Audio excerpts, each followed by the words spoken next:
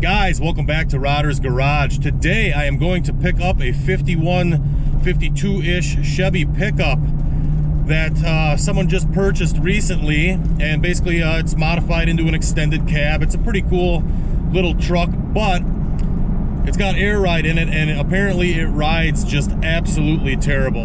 I'm almost here. Let's go and take a look at this thing, jump in it, and go for a cruise.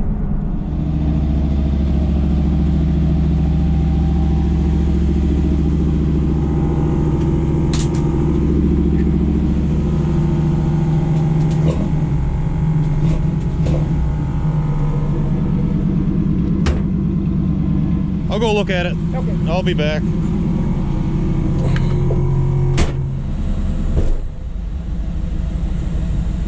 Alright guys, so I picked the old Chevy up here, and I can tell you right off the bat there's quite a bit of stuff that probably needs to get looked over. First of all, I think the transmission's low on fluid. I am going 40 miles an hour, and this is it's pretty frightening. Swerving all over the road. I got 100 pounds of air in the front bags to get this thing up, and it's still not nearly up high enough. So the front bags are definitely way too small for this application. The rears actually seem all right. Don't have a tank pressure gauge, so I have no idea where we're at with tank pressure, and it didn't seem to be shutting off either. So we may very well have a bad pressure switch on that Air Max kit that's in here. So yeah, this is it rides like a rocket. It's darting all over the road. So we're gonna go back, put her on the hoist, and measure for the biggest bags we can possibly fit in the front, and see what else we can find up there too. Check the front suspension out in general. Maybe there's something else going on as well. The alignment's definitely way off, but if we could actually get the thing up to ride height, that might straighten it out. I don't know. That's key. We got to be able to get it up to ride height and then verify alignment at that point. Let's get this thing in the shop. It doesn't even really pay to drive it much more because it's not right.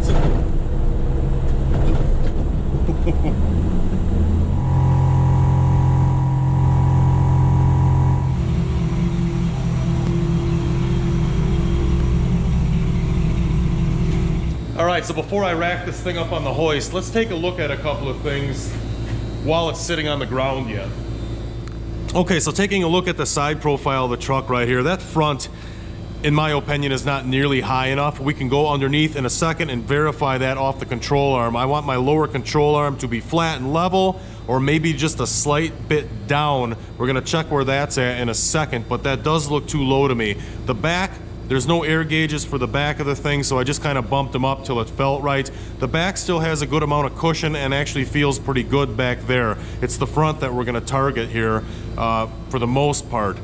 When I pulled it in the building, I actually hit the air switches again and bumped it up. Those actually have 120 pounds of air in the front of it right now, and we are not even close to where we should be, in my opinion. Like I said, we'll check that here.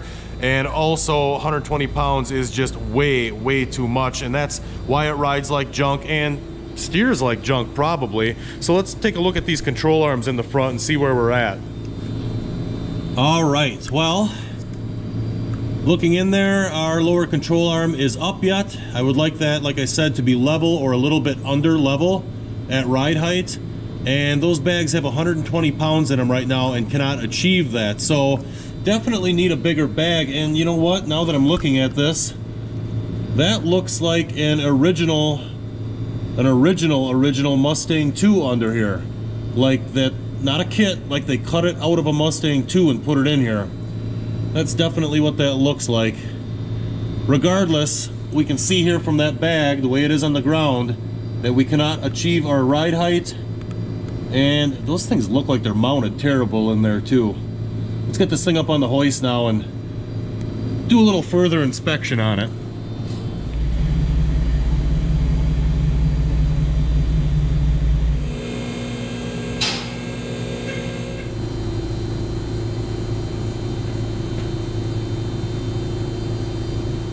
Alright, so I went ahead and went under this thing and did basically a quick inspection of everything underneath, and I'd hate to say it, but it looks like we got us another one. Let's get under this thing and I'll show you guys what's going on and it's not going to be as easy as just ordering a set of bags, I can tell you that right now.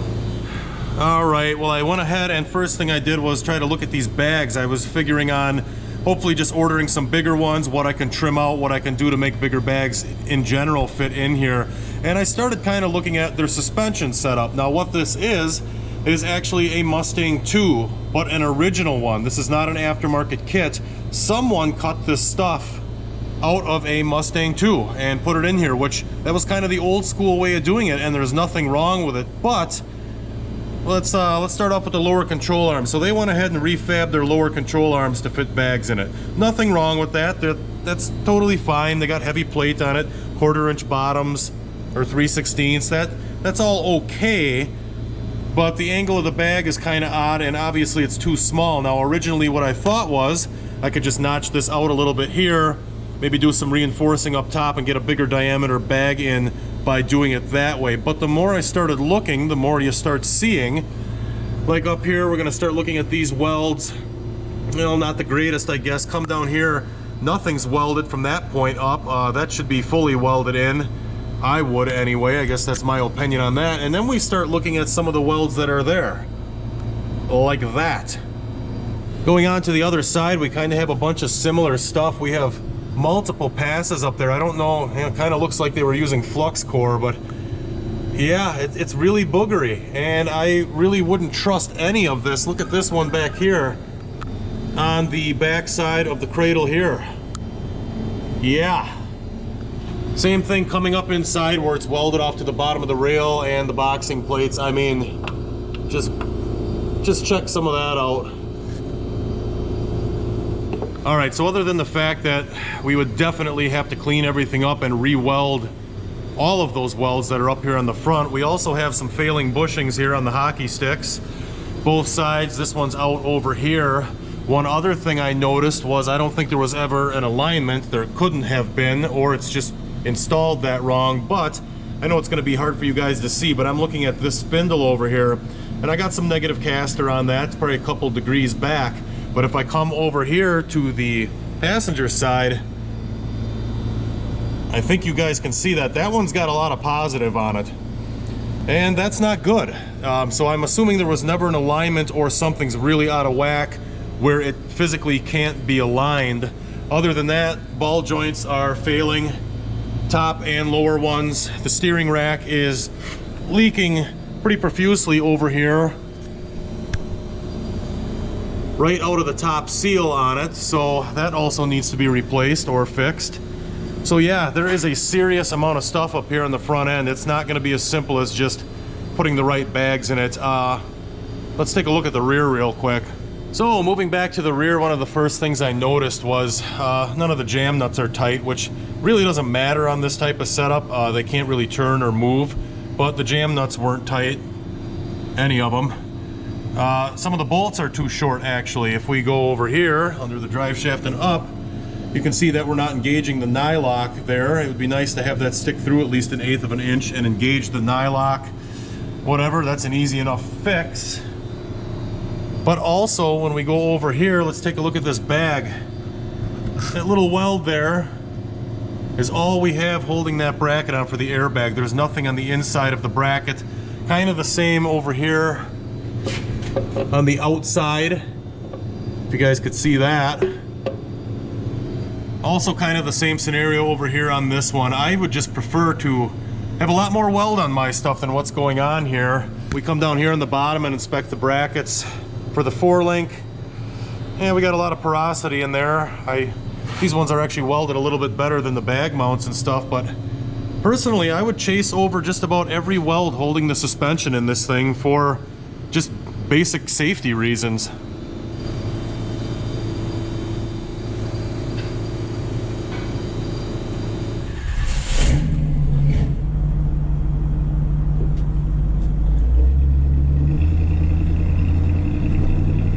Well, I'm taking this one back up to put it back in storage because I called the customer and basically said, you need to come see this. You need to come look at what's going on here.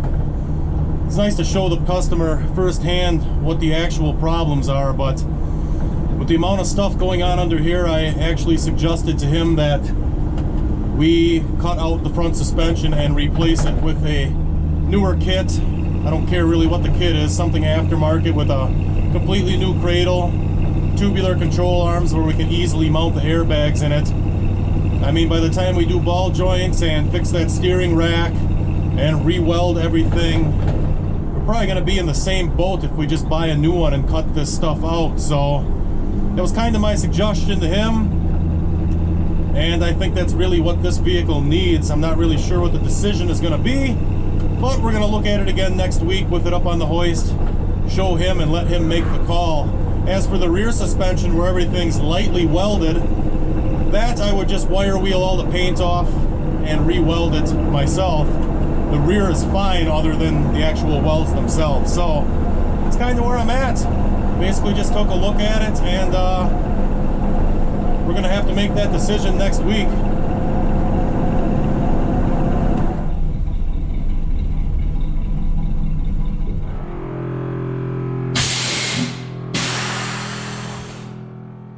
So as you can tell, the 51 is back in the shop. A little bit of time has passed. The customer and I have put this thing up in the air a few weeks ago, checked everything out in the front end, and we both agreed the best decision for this thing would be to completely remove all that old garbage in here and install a brand new kit. In the office, I have a brand new Speedway setup for one of these trucks. Brand new cradle over here. I was eyeballing that last night. Boxing plates, hats, tubular control arms, uppers and lowers, rotors, brakes, everything to make this front end job happen. So, first thing in the next video, I'm gonna go ahead and start off by removing this engine. As a matter of fact, I'm gonna start on that right now as soon as I'm done filming this one for you guys. Get the engine out of the way. That's the first order of business. It's gonna be way easier without that in the way to do this. I probably could, technically, probably put that suspension in without pulling the engine. But one big thing with those three-piece kits like that, and this is, boy, this is the third one I believe I fixed at this point in time now because they get installed weird. One of the big things is when you put the new kits in, it's nice to be able to put a flat bar across the top hats to make sure everything's on the same plane and parallel, and that's really just not going to happen with the engine in the way. So, engine's coming out, radiator's coming out. Then I'll get out the old plasma cutter and start butchering out all this original stuff, and we'll get that brand new cradle in here in the next video. But that's going to be it for this one, guys. Thanks for watching. Appreciate it. Till next time.